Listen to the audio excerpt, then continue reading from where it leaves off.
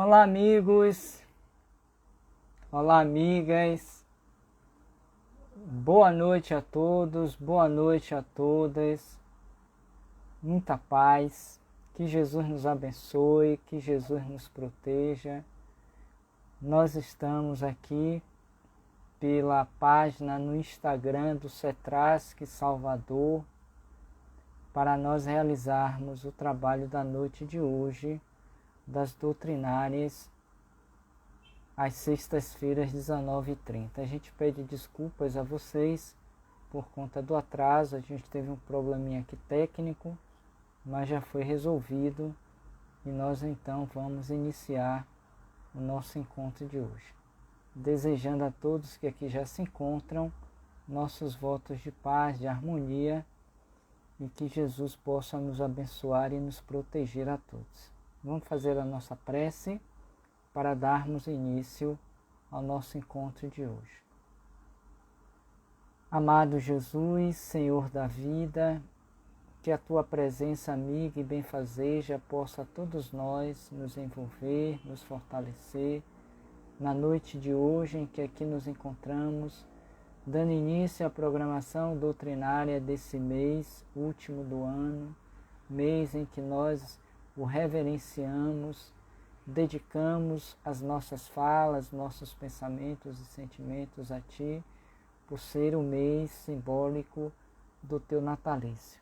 Abençoa todos nós que aqui nos encontramos, quer sejam aqueles que já se encontram, quer sejam aqueles que virão depois em outros horários. Abençoa essa instituição, os trabalhadores da Seara do Cristo, aqui em Salvador, o Cetrasc, e todos os seus dirigentes e trabalhadores. Que tenhamos uma noite de paz, uma noite de tranquilidade para todos nós encarnados e desencarnados. E assim nós iniciamos o encontro de hoje dizendo: Pai nosso que estais nos céus, santificado seja o vosso nome, venha a nós o vosso reino, seja feita a vossa vontade, assim na terra como no céu. O pão nosso de cada dia nos dai hoje, perdoai as nossas ofensas, assim como nós perdoamos aos que nos têm ofendido. Não nos deixeis cair em tentação e livrai-nos de todo o mal, que assim seja. A todos, muita paz. Que assim seja, muita paz. Mais uma vez, a todos que estão chegando aqui ao Cetrasc pelo Instagram, nossos votos de muita paz. Vocês estão me ouvindo? Tá tudo tranquilo aí? Estão me vendo? O som tá bom? Tá tranquilo aí? Dá um ok aí. Eu espero que sim. Então, boa noite, Dicinha. Boa noite a... Ok, obrigado.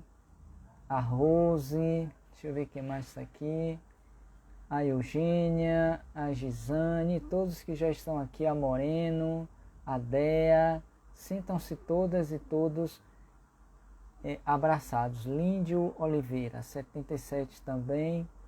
Enfim, nós vamos... O som está baixo? Deixa eu botar. Nós vamos iniciar o nosso encontro de hoje falando sobre um tema extremamente oportuno, necessário, que vai dar início à programação doutrinária do Cetrasc. Para quem não sabe, o Cetrasc tem 2 dias nas doutrinárias, às quartas-feiras presencialmente e às sextas-feiras virtualmente. Me parece que são só esses 2 dias de palestras. Não, na segunda, na verdade, né? Acho que é na segunda. Mas seja como for, nós estamos aqui para falarmos de um tema bem oportuno e que vai justamente mexer um pouquinho com todos nós. O tema chama-se Primeiras Pregações. E ele foi extraído do livro Boa Nova, que é um livro que todos nós conhecemos, que todos nós, de alguma sorte, já o lemos, ou pelo menos já ouvimos falar a respeito das muitas passagens da autoria espiritual de Humberto de Campos, por Chico Xavier, que vai nos trazer algumas situações, alguns eventos, algumas histórias nos bastidores da vida de Jesus. Aquelas que não foram de todas transcritas para os livros sagrados, em particular ou a Bíblia, o livro bíblico, né, ou a Bíblia, onde estão contidas os evangelhos de Jesus, a Boa Nova ou o Novo Testamento. Porque depois de desencarnado, Humberto de Campos, ele vai ter a autorização, depois de um tempo, para estudar e conhecer um pouco mais das histórias da vida de Jesus, que não foram conhecidas até então. E nesse livro em particular, Boa Nova, ele vai nos trazer inúmeras passagens a respeito da vida de Jesus. Dentre os temas que aqui estão elencados, vamos ver alguns rapidamente. Ele começa falando sobre a Boa Nova, que são as boas notícias trazidas por Jesus. Depois nós temos Jesus e o Precursor, falando de João Batista, as primeiras pregações, que é o nosso tema de hoje, os discípulos, bom ânimo, o perdão, o sermão do monte, a lição a Nicodemos, o testemunho de Tomé, Jesus na Samaria, Maria de Magdala, a mulher e a ressurreição, que mais? A última ceia, a negação de Pedro, a oração do horto, e finaliza falando sobre a mãe dele, Maria. Nós não lemos todos os temas, mas nós demos aqui uma rápida pincelada para que vocês vejam o valor desta obra psicografada por Humberto de Campos e Chico Xavier, nessa parceria. Hoje, especificamente, nós vamos ver o capítulo 3, as primeiras pregações. Porque depois que Jesus, de acordo com a sequência dos capítulos de Humberto de Campos, depois que Jesus apresenta a Boa Nova, no sentido macro, ele vai então preparar e vai chamar o seu discípulo, o seu querido primo carnal, consanguíneo, que é João Batista, por isso Jesus e o Precursor, que tinha como missão exatamente preparar os caminhos para a chegada de Jesus. Então, antes de Jesus aparecer, em que pese já estava vivo, ele tinha alguns meses de diferença em relação a João Batista. Esse veio primeiro, e ele vai dizer mais tarde que dentre todos aqueles nascidos de mulher, João Batista era o maior dentre todos. Mas entre aqueles que estavam no reino de Deus, João era ao mesmo tempo o menor. Olha que coisa interessante, né? Então, João Batista chega com a missão de preparar os caminhos para receber Jesus, e naquele momento em que ele vai se encontrar com João Batista no Rio Jordão para o batismo, como sendo necessário essa prática, esse ritual, ele se apequena, João Batista, se retira de cena, logo depois ele é preso e é decapitado, e Jesus, a partir dali, ele vai iniciar o seu messianato, apresentando àquela gente, àquelas pessoas, exatamente a Boa Nova, a mensagem que, vinda diretamente do Pai, vai fazer com que aquelas almas até então impregnadas pelas informações propostas por Moisés, o seu antecessor, porque Moisés ele representa a primeira revelação. Depois de 15 séculos surge Jesus apresentando a segunda como sendo a Boa Nova, alicerçado no amor, enquanto que Moisés alicerça toda a sua mensagem na justiça, Jesus no amor. E 18 séculos depois vem a doutrina espírita como consolador prometido por Jesus antes de partir, antes daquele processo da morte, né? Em que ele vai passar por todos aqueles tormentos, sacrifícios e morte. Ele, naquela reunião última, que é chamada da última ceia, ele vai, dentre outras coisas, passar os seus últimos ensinamentos e apontamentos, e um deles é de que ele haveria de enviar, pedir a Deus que enviasse um novo Consolador. 18 séculos depois, ele surge então para nós como sendo a terceira revelação, a doutrina dos Espíritos, que por sua vez está estruturada, baseada exatamente na imortalidade. Então, justiça, amor e imortalidade é a tríade das revelações até então recebidas pela humanidade na Terra. Mas especificamente Jesus, ele vai nos apresentar o sentimento por excelência, o amor. Mas ele então entende que para que essa mensagem pudesse frutificar, propagar, ele precisaria convidar outros indivíduos que, embora não estivessem na mesma estatura moral que ele, Jesus, mas que estavam ali advindos de outras experiências encarnatórias com ele, porque Jesus já os conhecia e fora diretamente buscá-los lá em suas cidades específicas, nas suas atividades profissionais também, porque na sua maioria eles eram pescadores e alguns deles coletores de impostos.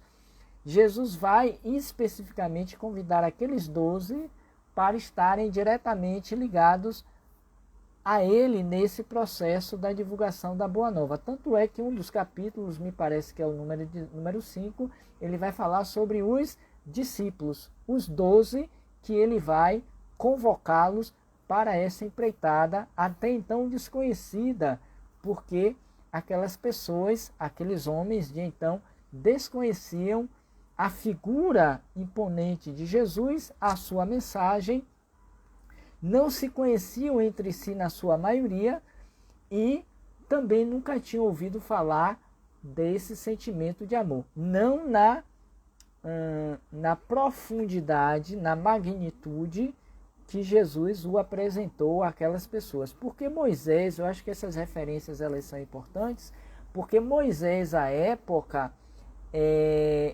falara, e nós vamos encontrar no Pentateuco mosaico, nós vamos encontrar várias citações falando sobre o amor, falando sobre a questão do amar ao próximo, mas uma concepção e um entendimento diferente. E é por isso que Jesus vai dizer como sendo provavelmente um dos seus primeiros ditames, se eu posso usar a expressão, as suas primeiras informações, que não veio destituir a lei de Moisés, não veio desfazer aquilo que está posto. Ele veio dar cumprimento, ele veio ampliar a noção de entendimento daquilo que já fora dito. Assim como a doutrina espírita, por sua vez, ela não vem desfazer a mensagem de Jesus, muito pelo contrário. A doutrina espírita, ela está toda calcada nas bases dos ensinos de Jesus, que é o Evangelho, a Boa Nova. Então Jesus prepara o terreno a partir do momento em que ele vai convocar os discípulos, cada um no seu tempo, para formar o grupo, para que a partir dali ele começasse a pregar, a ensinar a mensagem do amor àquelas pessoas, àqueles eleitos. Porque sabia Jesus que seria pouco tempo de convivência, de 3 anos, mas o suficiente para incorporar naquelas mentes o desejo, a vontade de darem continuidade à propagação da mensagem de Jesus. E é o que nós vamos ver a partir de agora. Eu vou pedir a permissão a vocês para a gente ler, porque eu acho que é bem interessante. Essa mensagem número 3, ela é dividida em 3 tópicos. O primeiro tópico é aquele encontro inicial de Jesus com Hanan, a depender da pronúncia, que era um sumo sacerdote que foi um dos maiores perseguidores de Jesus depois, e foi ele que provocou toda aquela ação para que Jesus fosse preso e condenado à morte. Mas ele tem um contato logo no início da chegada de Jesus, quando começava a caminhar ali por Jerusalém, por aquelas cidades ali próximas, ele tem aquele contato e Hanan, ele tem aquela... vê Jesus, vê a expressão de Jesus, fica impactado com o porte físico, com a elegância, com a vibração e tece alguns comentários diálogos, um breve diálogo, que sai de lá irritado com Jesus, pela maneira como Jesus conversou com ele, e ele não entendia, não poderia entender como era que um simples carpinteiro, vindo de uma cidade que não dava nada de bom, não saía nada de bom, que era Nazaré, poderia estar ali falando da implantação do reino de Deus, que veio em nome de Deus para implantar esse reino diferente. Ele achava que era uma audácia, que era uma afronta a Moisés, e fez com que ele ficasse muito irritado e saísse reclamando, dizendo um monte de impropério. Depois dessa cena, Humberto vai falar que Jesus então vai começar a chamar os discípulos para juntá-los e a partir dali começar as suas primeiras pregações. Lembrando que alguns desses discípulos, a exemplo de João, o evangelista, a exemplo do próprio Simão Pedro e do André, alguns deles já tinham uma convivência com Simão Pedro não, com João Batista. Eles eram seguidores de João Batista. Muitos dos seguidores de João Batista, depois desse episódio no Rio Jordão do batismo, eles seguiram Jesus, porque compreenderam, viram, e a partir da própria fala do precursor, de que ele era o enviado de Deus, o escolhido, o prometido, o esperado. Então ele não tinha mais o que fazer, não era nem digno de limpar as alpercatas do próprio Cristo. Ele não se sentia em condições para tal. Mas enfim. Então, Humberto de Campos começa dizendo assim: nos primeiros dias do ano 30, antes de suas gloriosas manifestações, avistou-se Jesus com o Batista no deserto triste da Judéia, não muito longe das areias ardentes da Arábia. Ambos estiveram juntos por alguns dias em plena natureza, no campo ríspido do jejum e da penitência do grande precursor, até que o Mestre Divino, despedindo-se do companheiro, demandou o oásis de Jericó, uma bênção de verdura e água entre as inclemências da estrada agreste. De Jericó, dirigiu-se então a Jerusalém, onde repousou ao cair da noite. E esse é um ponto interessante, porque certamente naquele momento Jesus, é uma informação que a Bíblia, os textos bíblicos não trazem, Jesus teve alguns encontros com João Batista nesse íntere. Desde criança, e no último capítulo, ao referir de Maria, ele conta esse episódio que eles se reconheceram ainda no ventre de suas mães, Isabel e Maria, respectivamente. João Batista, quando quando Maria vai visitar Isabel, a sua prima carnal, e vai lhe dizer que estava grávida.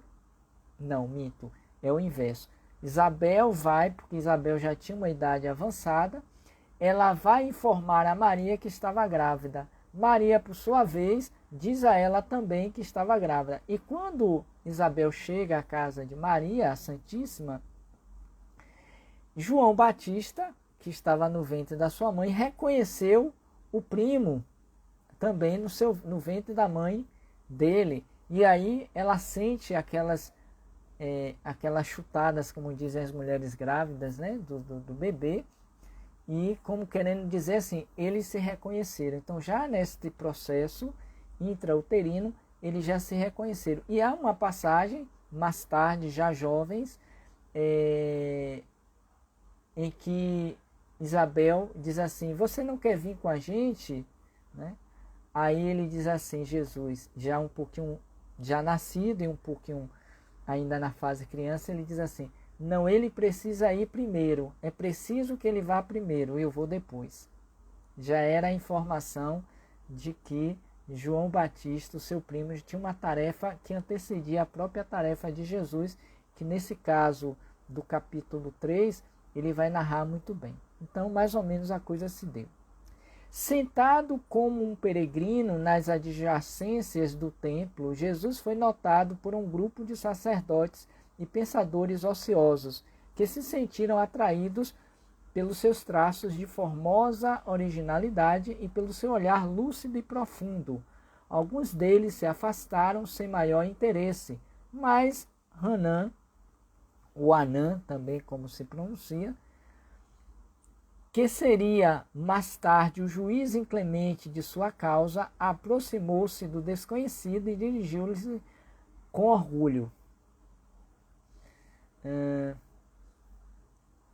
E aqui tem um diálogo bem interessante que eu gostaria que vocês se atentassem para ver a supremacia de Jesus, embora uma pessoa desconhecida, um carpinteiro, aquele homem tido sumo sacerdote, um juiz, uma autoridade máxima do templo.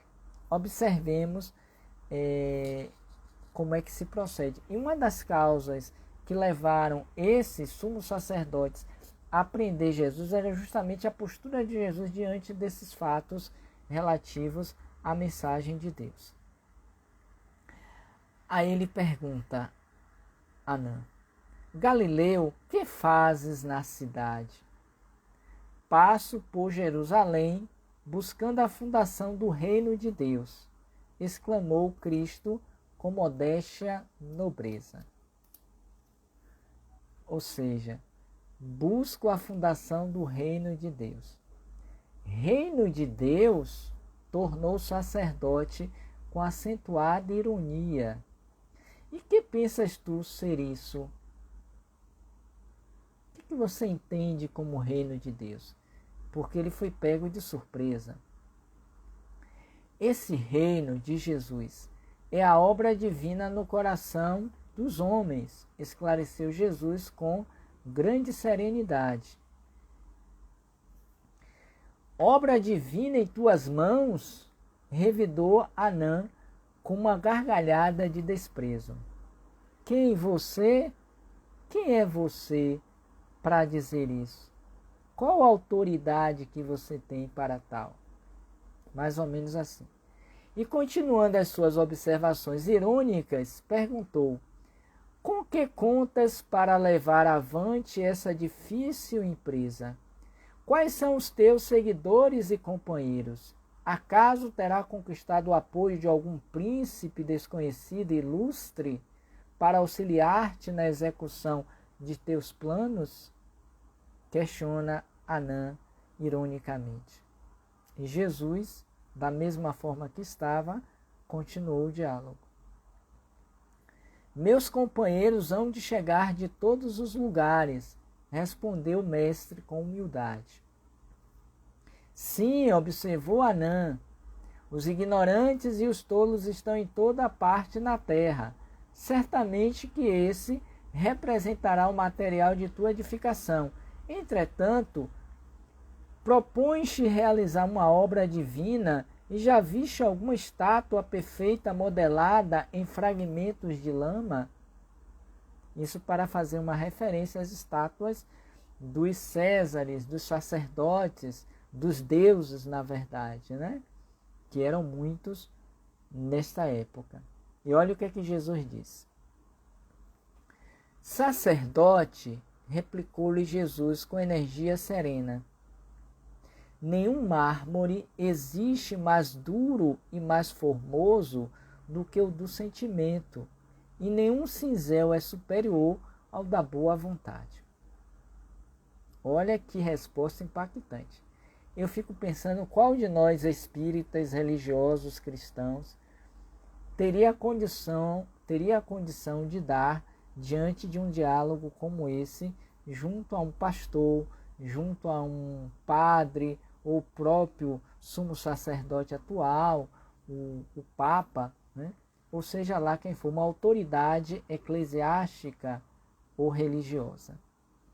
Impressionado com a resposta firme e inteligente, o famoso juiz ainda interrogou: conhece Roma ou Atenas?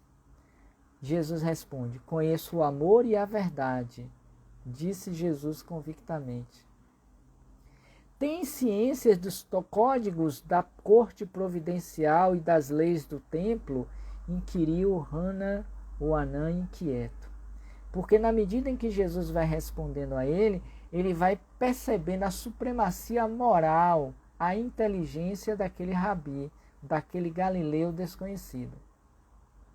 E de alguma sorte, ninguém aprovava muito a postura dos galileus, que também eram considerados uma raça de pouca valia,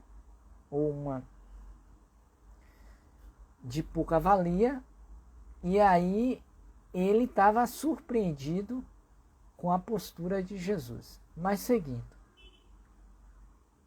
Sei qual é a vontade de meu Pai que está nos céus, respondeu o mestre brandamente.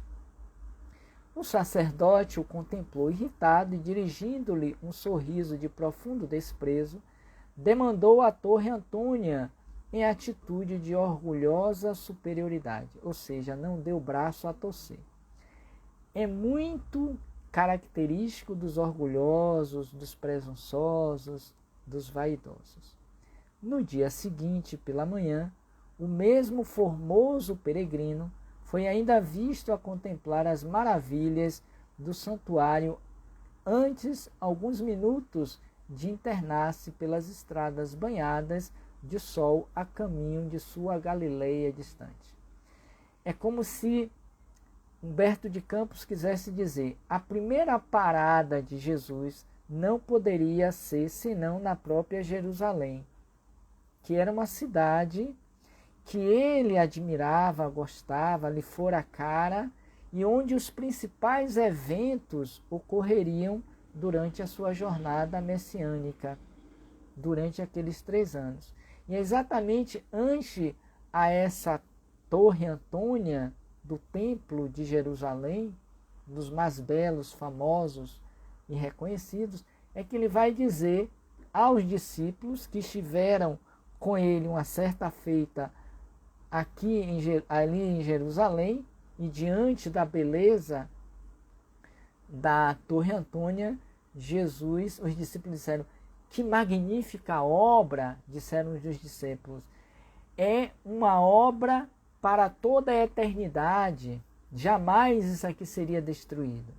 E Jesus vai dizer logo depois: em verdade vos digo, que não ficará pedra sobre pedra. Jerusalém, Jerusalém.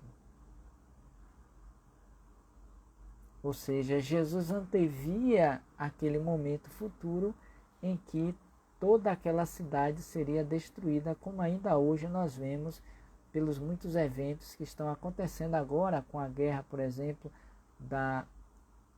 entre os egípcios e os israelenses. A gente vê que muito ainda haverá de ser abalada, né?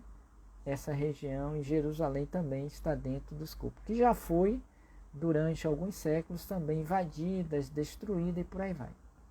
Então ele bota um ponto, finaliza esse momento, faz esse reconhecimento e então vai trazer um segundo ponto, que é a chegada de Jesus à Galileia, convidando aqueles discípulos para apresentar a boa nova.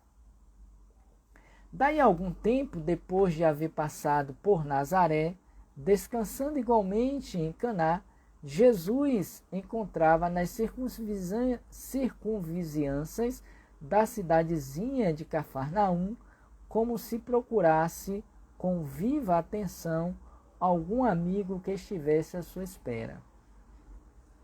Embora os discípulos não tivessem tido esse reconhecimento da presença de Jesus, da luz do mundo entre eles, não o reconheceram de outras épocas, de outras reencarnações, mas o divino amigo, aquele que é para nós, de acordo com os Espíritos, em resposta à questão 625, o nosso pastor e o nosso guia.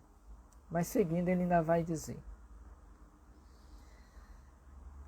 em breves instantes, ganhou as margens do Tiberíades e se dirigiu resolutamente a um grupo alegre de pescadores, como se de antemão os conhecesse a todos. Eu os conheço, eu acho que todos nós já ouvimos essa fala de Jesus, esse texto. Eu os conheço antes de vocês existirem. Porque Jesus, como bom pastor, conhecia todas as suas ovelhas. E ele não chamaria ao léu qualquer um para fazer parte daquele grupo.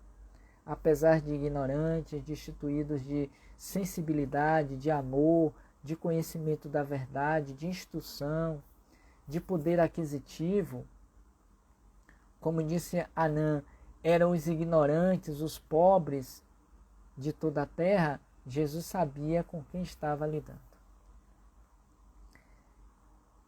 A manhã era bela, no seu manto diáfano de raidosas neblinas. As águas transparentes vinham beijar os eloendros da praia, como se brincassem ao sopro das vibrações perfumadas da natureza. Os pescadores entoavam uma cantiga rude e, dispondo inteligentemente as barcaças móveis, deitavam as redes em meio de profunda alegria.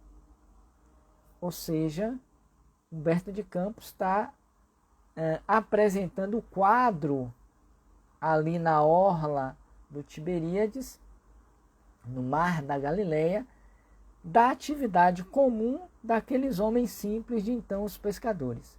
E aí eu recomendaria a vocês, vocês têm aqui, um livro, Caminhando com Jesus pela Galileia, de Adeilson Sales, me parece o sobrenome dele, Adeilson Sales.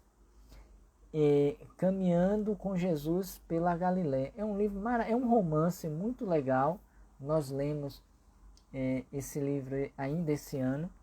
E é um livro que conta e narra exatamente a história de Jesus junto aos discípulos, justamente nesses primeiros momentos em que ele preparou o grupo para as suas primeiras pregações, os seus primeiros ensinamentos. É muito interessante esse livro. Mas seguindo.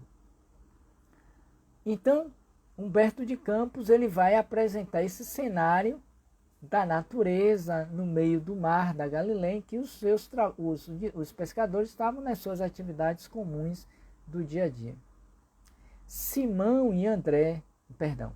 Jesus aproximou-se do grupo e assim que 2 deles desembarcaram em terra, falou-lhes com amizade. Simão e André, filhos de Jonas, venho da parte de Deus e vos convido a trabalhar pela instituição de seu reino na terra. Nos dias de hoje, assim como também naquela época,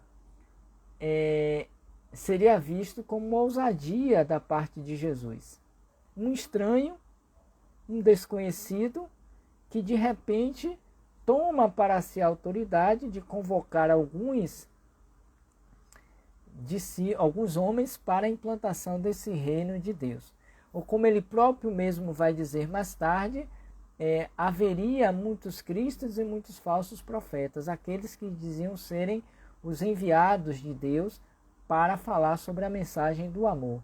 No entanto, ele estava ali em carne e osso, o próprio Filho de Deus, o dileto de Deus, justamente para convocar aqueles homens simples a essa empresa. André lembrou-se de já o ter visto nas cercanias de Betsaida e do que lhe haviam dito a seu respeito. Entretanto, enquanto que Simão, embora agradavelmente surpreendido, contemplava enleado, mas quase a um só tempo, dando expressão aos seus temperamentos acolhedores e sinceros, clamaram respeitosamente: sede bem-vindo! Ou seja, já começaram ali um movimento de aproximação. Sentiram em Jesus uma vibração para além do habitual. Jesus então lhe falou docemente do Evangelho, com um olhar incendido de júbilos divinos. Estando muitos outros companheiros do lago a observar de longe os 3, André, manifestando a sua tocante ingenuidade, exclamou comovido: um rei? mas em Cafarnaum existem tão poucas casas. Ou seja, ele demonstrava a ignorância no sentido do desconhecimento, pela ingenuidade de que Jesus não estava falando de um reinado material, como ainda hoje muitos de nós assim o pensamos. Quando dizemos, foi Deus que me deu, foi Deus que me fez rico e por aí vai. Ou seja, quando falamos de Deus, na maioria das vezes, nós o atribuímos como sendo aquele mordomo que está sempre nos servindo às nossas necessidades materiais. O que eu tenho, o que eu ganhei, o que me deram, foi da providência de Deus. Apenas isso. Ao que Pedro obtemperou como se a boa vontade devesse suprir todas as suas deficiências. O lago é muito grande e há várias aldeias circundando essas águas. O reino poderá abrangê-las todas. Ele já foi um pouquinho mais além, dizendo assim, não, a tua mensagem pode chegar para além das cercanias de Cafarnaum. Isso dizendo, fixou em Jesus o olhar perquiridor, como se fora uma grande criança meiga e sincera, desejosa de demonstrar compreensão e bondade. O Senhor esboçou um sorriso sereno e, como se adiasse com prazer as suas explicações para mais tarde, inquiriu generosamente: queres ser meus discípulos?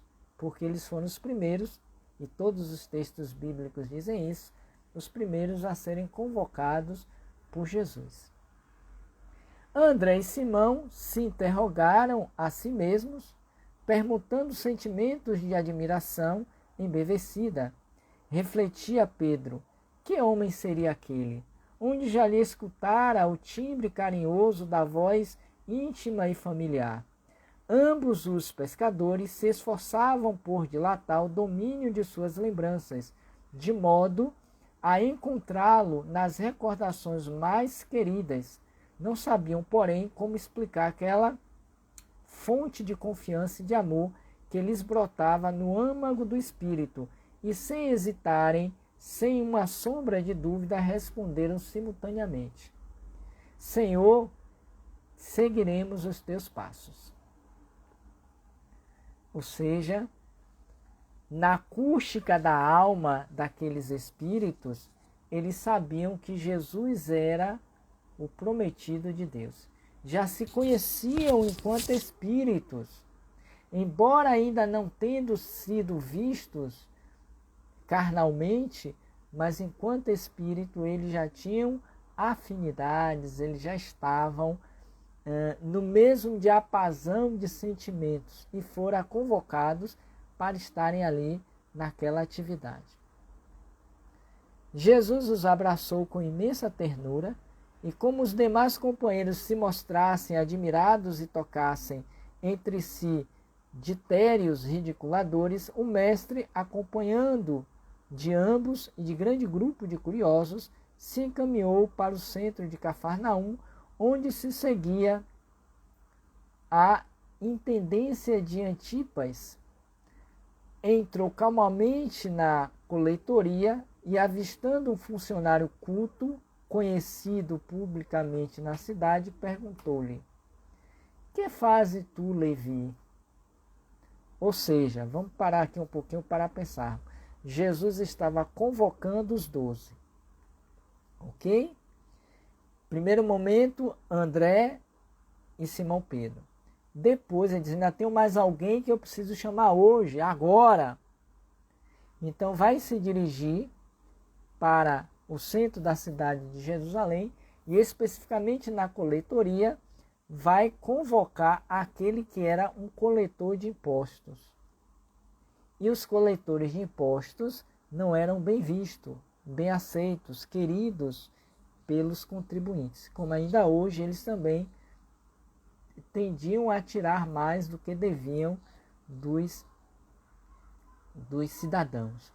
E aí, então, Jesus, independentemente da profissão que o outro tivesse, ou do que diziam a respeito deles, Jesus vai então dizer: que fazes tu, Levi? que mais tarde ele fica conhecido como sendo Mateus. Aquele que primeiro vai escrever sobre a vida de Jesus. O primeiro evangelho, dentre os 4 sinóticos, Levi é o primeiro a escrever. 50 anos mais tarde, conforme ouvíamos ontem no programa da Mansão do Caminho com Divaldo, conversando sobre o Espiritismo, ele faz essa referência de que Mateus vai começar a escrever o primeiro evangelho, que é o Evangelho de Mateus, que é esse aqui, o maior de todos. Esse aqui está perto. Esse aqui é por Emmanuel, viu? Mas esse aqui, Emmanuel vai se basear no Evangelho de Mateus. E esse é o primeiro e é o maior dentre todos. Porque ele tinha o dom da escrita, ele tinha uma inteligência a mais em relação aos outros e por aí vai. E aí, o que acontece? O interpelado fixou com surpresa, mas seduzido pelo suave magnetismo do seu olhar, respondeu sem demora: recolhe os impostos do povo, devidos a Herodes. Perguntou-lhe Jesus com firmeza e doçura: Levi, seria mais tarde o apóstolo Mateus, sem que pudesse definir as santas emoções que lhes dominaram a alma, atendeu comovido: Senhor, estou pronto. E esse é um ponto interessante que merece aqui esse destaque, é que não só Humberto de Campos, mas outros que falam a respeito do Evangelho, e nos próprios livros sagrados, todos aqueles que foram convocados por Jesus aceitaram prontamente a tarefa. É dito que Simão Pedro, por exemplo, ele tinha uma empresa de pescaria. Ele era uma pessoa relativamente bem-sucedida na cidade de Cafarnaum, porque ele tinha vários barcos. E ele alugava esses barcos, ele tinha um certo poder dentro da cidade e abandonou a tarefa de pescador para seguir Jesus. Levi, ou Mateus, ele tinha também já uma posição relativamente respeitável dentro da coletoria, como coletor de imposto, e no entanto disse: sim, Jesus, vamos lá, quero ir contigo. Agora eu fico pensando, nós que aqui estamos, né, acompanhando pelo chat, ou acompanhando as doutrinárias presencial no CETRASC, lá na nossa casa, a COBEM, quando convocados ao trabalho, ao serviço do bem, ao serviço voluntário, a gente cria uma série de impedimentos, de dificuldades. Depois da pandemia, segundo nós temos notícias, e certamente acontecer aqui no CETRASC, os voluntários abandonaram as casas espíritas estão vazias, está tendo uma defasagem muito grande de trabalhadores, porque depois da pandemia não quiseram voltar. Então a dificuldade de que os trabalhos voltem, e da última vez que estive lá presencialmente conversando um pouco com o Raimundo, que é um dos dirigentes da casa, trabalhador, não sei se ele está aqui, ele relatava também um pouco a esse respeito com relação ao CETRASC. Como também na casa de oração, como também na Mansão do Caminho, como também no Sheila, Irmã Sheila, e tantos outros. Ou seja, houve uma diminuição significativa da presença dos trabalhadores. Ou quando estão, é muita imposição. Tem que ser assim, tem que ser assado, eu vou olhar meu horário, a minha agenda. Não, eu não posso porque eu tenho que cuidar dos meus netos, do meu filho, eu tenho que trabalhar. Ou seja, a gente coloca uma série de limitações para seguir Jesus. Mas na hora da dor, do sofrimento, todo mundo corre para a casa espírita. Todo mundo quer o tratamento espiritual do mentor da casa, quer resolver o problema. Mas na hora de servir, depois de atendidos nas suas necessidades, desaparecem. Que coisa interessante, né? Mas os primeiros discípulos da Boa Nova, todos eles, estando ou não diretamente ligados a Jesus, todos eles disseram sim, foram entregaram-se suas vidas, suas existências, seus afazeres para seguir Jesus, como prova de amor a o jovem Galileu.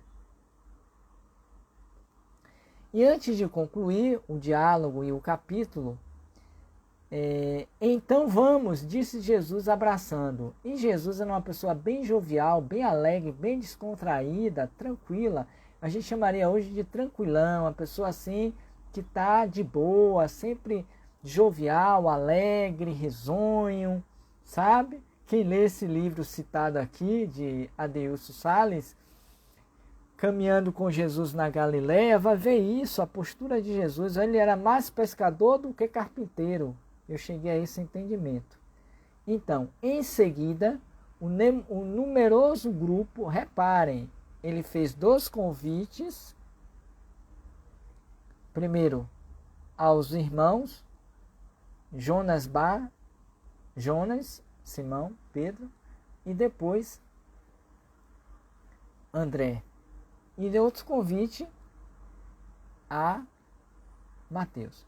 Aparentemente 4 pessoas. Agora olha o que o texto diz. Na tarde desse mesmo dia,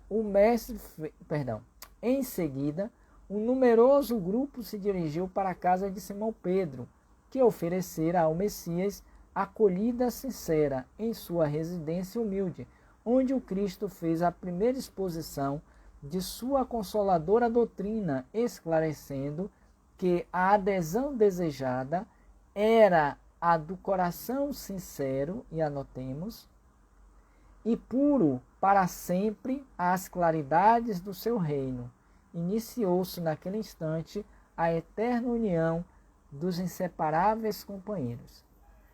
Quem vai nos relatar também muito bem esse episódio, esse encontro e alguns outros que também os textos bíblicos não narram, é Neio Lúcio no livro Jesus no Lar. E esta fala de Humberto corresponde ao primeiro capítulo do livro Jesus no Lar, quando Jesus convida os discípulos a abrirem o primeiro evangelho, ou ele institui o primeiro evangelho no mundo, quando abre um dos textos bíblicos e lê lá a mensagem que ali estava posta. Ele inicia o culto do Evangelho, me parece que esse é o título, culto do Evangelho no lar, e ali dá início àquelas pregações. E outra coisa interessante que, embora Jesus fosse, aspas, um desconhecido para Simão Pedro, ele abre as portas da sua casa para recebê-lo. Não só a ele, mas como os outros discípulos. Porque o quartel-general de Jesus na terra foi a casa de Simão Pedro, de onde Neio Lúcio vai extrair essas 50 histórias relativas aos ensinos de Jesus. Porque no final do dia, eles sempre voltavam para a casa de Simão para confabularem, para conversarem, para falar sobre o reino de Deus e por aí vai. E então encerra a última parte, o último tópico da mensagem. Na tarde desse mesmo dia, o mestre fez a primeira pregação da Boa Nova na praça ampla, cercada de verdura e situada naturalmente junto às águas. No céu vibravam harmonia vespertinas, como se a tarde possuísse também uma alma sensível. As árvores vizinhas acenavam os ramos verdes ao vento do crepúsculo, como mãos da natureza que convidassem os homens à celebração daquele primeiro ágape. As aves, ou amor puro, viu, ágape?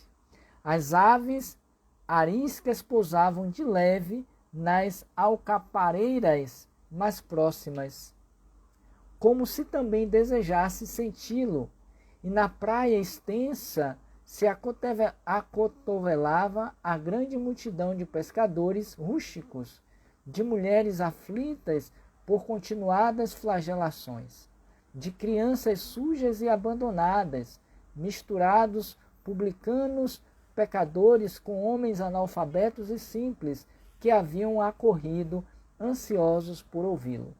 É essa galera que Humberto de Campos narrou aqui, ou descreveu aqui, que é exatamente o grupo que vai fazer parte dessa construção do reino de Deus, no diálogo que nós vimos entre ele, Jesus, e Anã, o sumo sacerdote. Então, deixa eu ver se eu acho aqui a fala, só para a gente reforçar.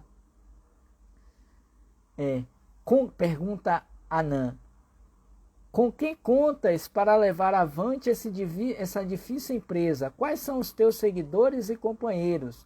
Acaso terá conquistado o apoio de um grande príncipe desconhecido e ilustre para auxiliar-te na execução de teus planos? Olha a resposta, relembrando. Meus companheiros hão de chegar de todos os lugares, respondeu o mestre com humildade. É exatamente esse grupo que sempre fez parte da vida de Jesus, é que implantou o reino de Deus na terra. Como diria Joana de Ângeles mais tarde, a multidão invariavelmente estava acompanhando Jesus. E finalizando, ele diz: Jesus contemplou a multidão e enviou-lhe um sorriso de satisfação. Contrariamente às ironias de Anã, ele aproveitaria o sentimento como mármore precioso e a boa vontade como cinzel divino. Os ignorantes do mundo, os fracos, os sofredores, os desalentados, os doentes e os pecadores seriam, em suas mãos, o material de base para a sua construção eterna e sublime. Olha a grandeza moral de Jesus ante essa empreitada. Nós convocamos, não é assim? Quando a gente quer construir uma casa, quando a gente quer construir uma empresa, quando a gente quer construir alguma coisa, a gente busca sempre os melhores, os mais renomados. A gente vai buscar de outros países. A gente paga milhões.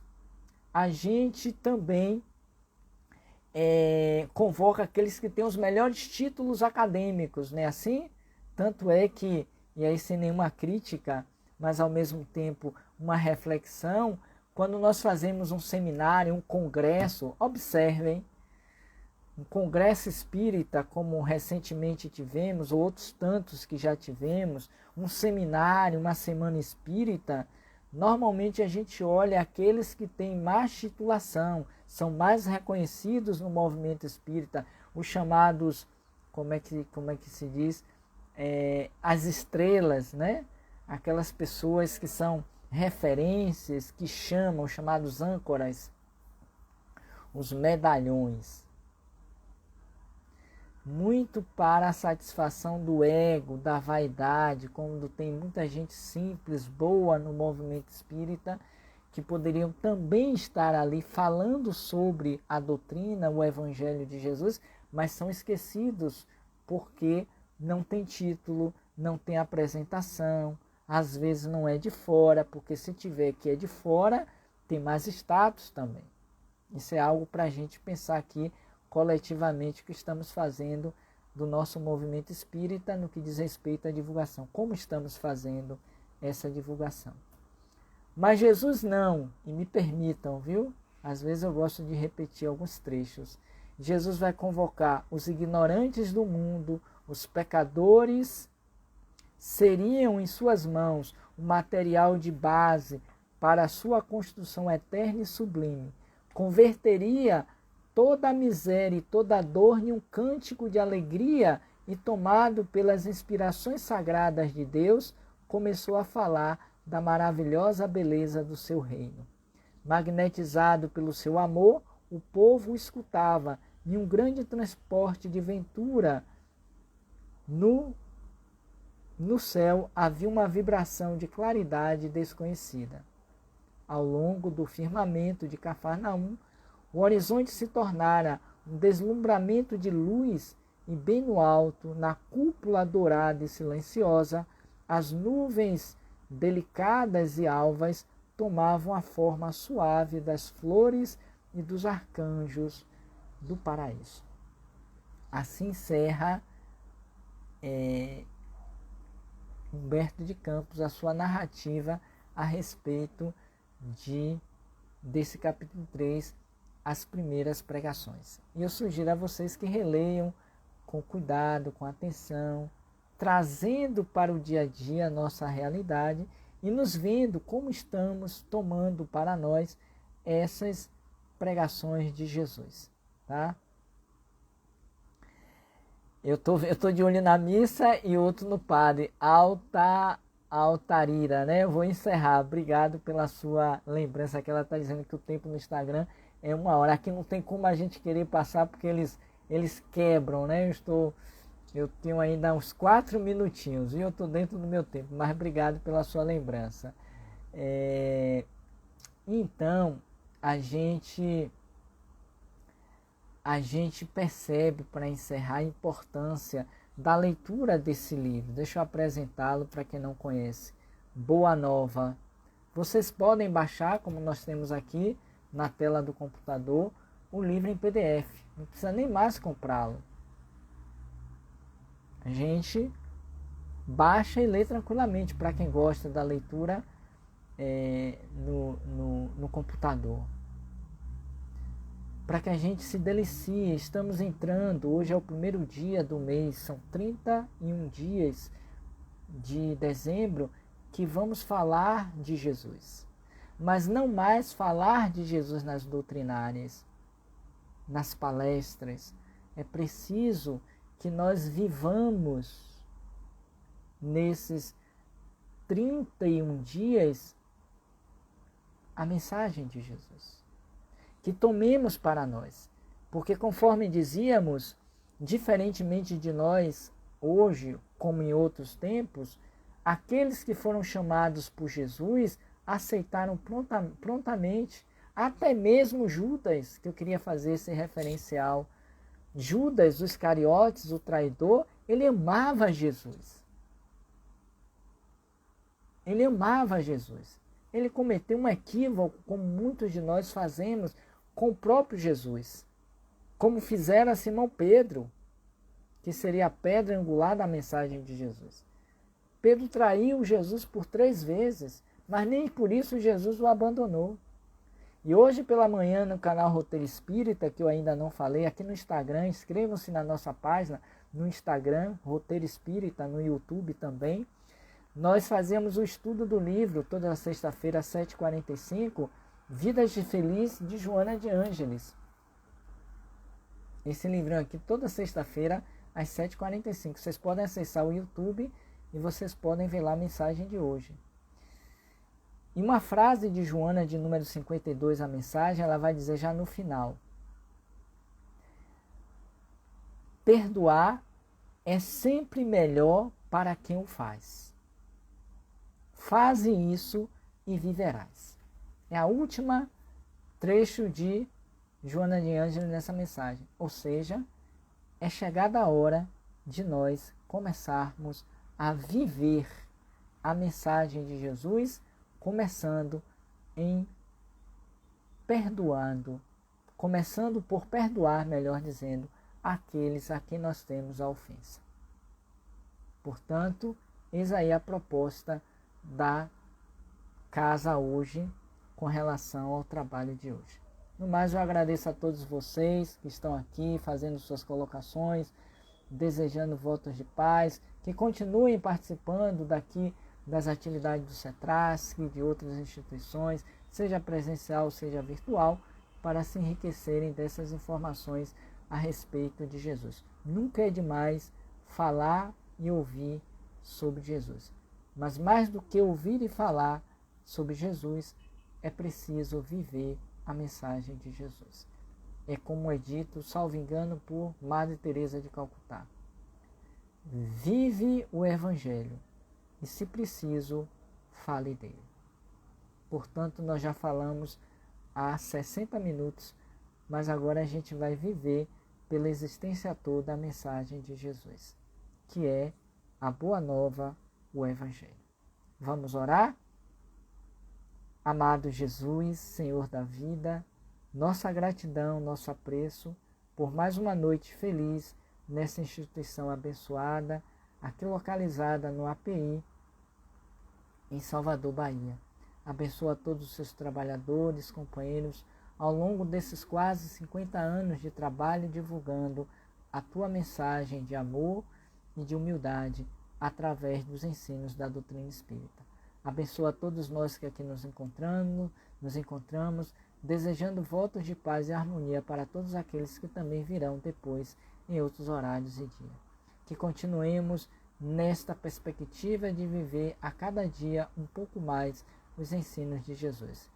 Que estejamos em paz durante toda esta noite, durante o final de semana e os dias que se seguirão no decorrer desse mês que só está começando. Leva-nos em paz aos nossos lares e às nossas atividades.